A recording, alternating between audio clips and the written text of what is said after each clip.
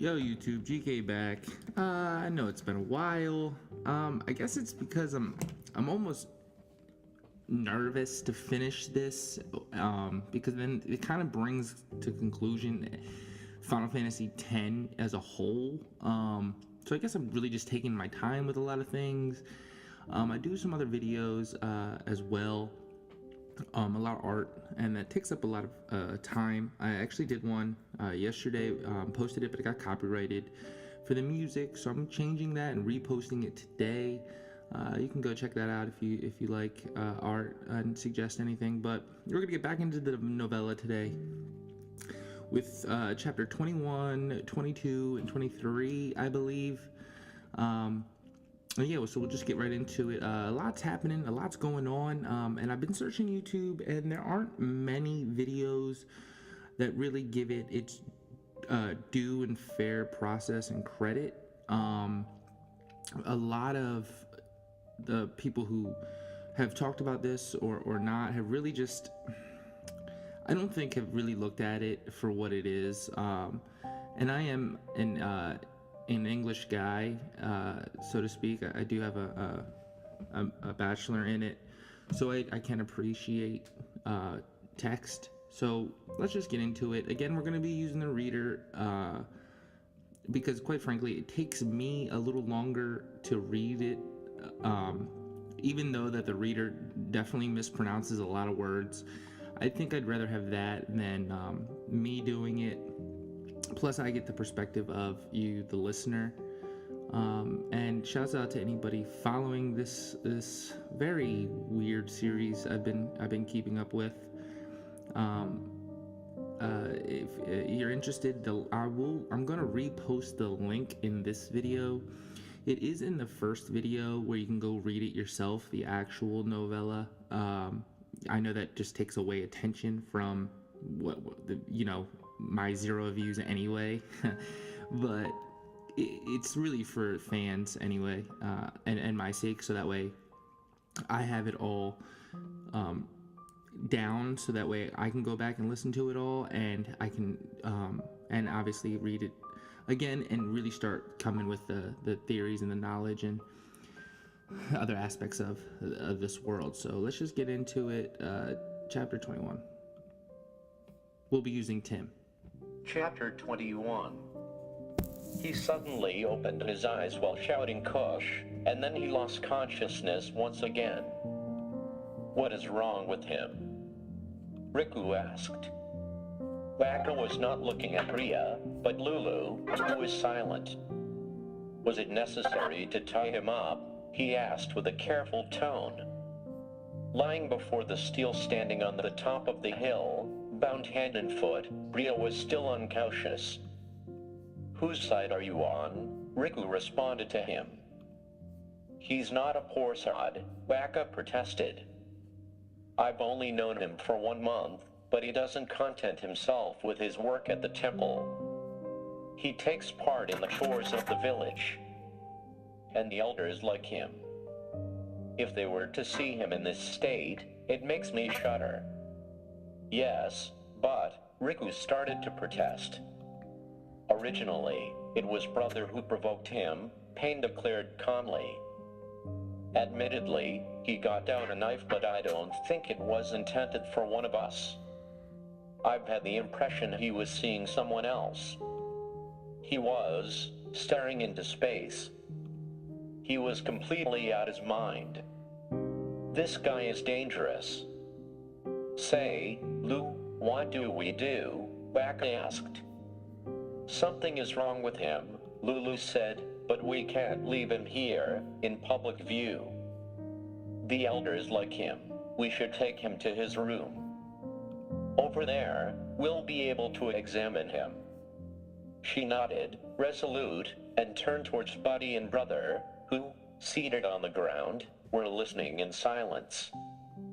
They immediately leapt to their feet. "You two, take him to the room."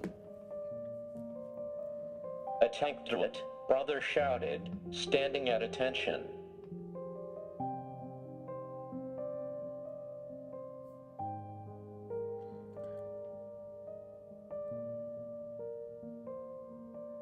Let's go, Waka said. I'm worried about Virna.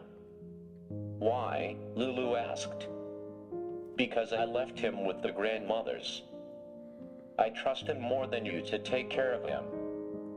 You're unfair, Waka exclaimed, indignant. Payne laughed quietly. No laughing when Yuna's not here, Brother added, who was helping Buddy to stand Bria back up, and left him untied from now on. So that was the end of that. Sorry for that background noise and that weird pause. I finished editing that video exactly that quickly. I just had to change the music, and then for some reason the software paused there. I don't believe we've read this chapter already. So we're just gonna get right into the next one. And while I basically just started up, like, start clicking stuff for the reader, I'll talk in the meantime. So we'll move on to chapter 2.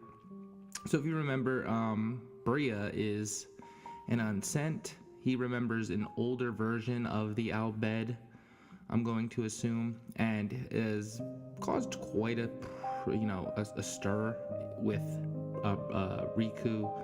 Got hit by Payne and Brother. So instead of Tim, let's use Rachel. She's British. So let's start off the next chapter. Chapter 22. But where was Ayuna? The young woman had wanted to isolate herself. Tidus had insisted that Ayuna does not move away too far, in order for him to hear her whistlings if need be. She had left just past noon. The sun was going to set, and she had not come back yet. Tidus had settled himself in the room where they had regained consciousness. He followed the hallway and went out. Through the leaves of the trees, he was distinguishing the statue of Lachira. Another silhouette was standing near her. Ayuna, he shouted. She turned and waved at him. But she was not looking at the right place. The trees were certainly preventing her from seeing him. Sir Tidus. Kushu appeared before him. He had understood that she was not a woman, but he did not know her true shape. Ayuna certainly knew, but she had not said anything, and he was refusing to ask her. He did not want to be unpleasant with her. How about asking the right person? What are you, Kush? Well, I mean... This do not know? I am an Ian. Oh. Lady Ayuna did not tell us about our request. About what? We asked her to do something, but our conversation was 2 days ago, and... What do you want from us? Not both of you. Only of us, Tidus, Kush answered with a smile. Her dimples were very lovely. Go ahead and ask me. And that's the end of that chapter. So, I'm not going to do chapter 23, because I still want to work out the bugs and everything in this. So, what I'm thinking is that while on this island that isn't Besaid, Yuna and Tidus have transitioned and have now noticed Vaus or Vos or whatever, and Kush.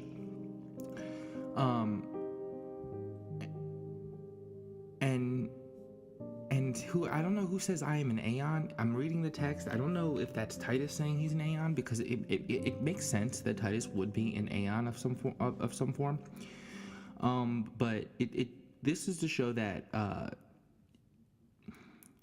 someone has a crush on Yuna, and I think it's Kush, or Vaus, but I think it's Kush. But I'm not 100% sure.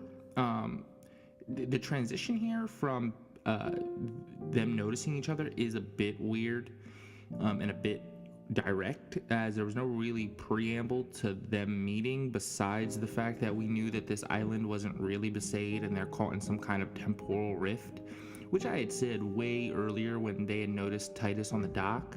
but they didn't know it was Titus, Vaus, and Kush, and everyone on that boat. But that's going to be basically it for today. In order to try to get my 2 uploads done a day, I'm going to have to keep them this short, unfortunately. And I definitely have to figure out how to get this reader to sound better, because right now I'm basically using the microphone, putting the sound up on the computer, and you're going to be getting a lot of background noise. I haven't figured it out yet 100%. So bear with me, and we'll see this through to the end. And don't worry if all the explanations and stuff seem a little light right now, because I definitely want to do all of that when we have finished with the novella. So I'm GK, have a good day.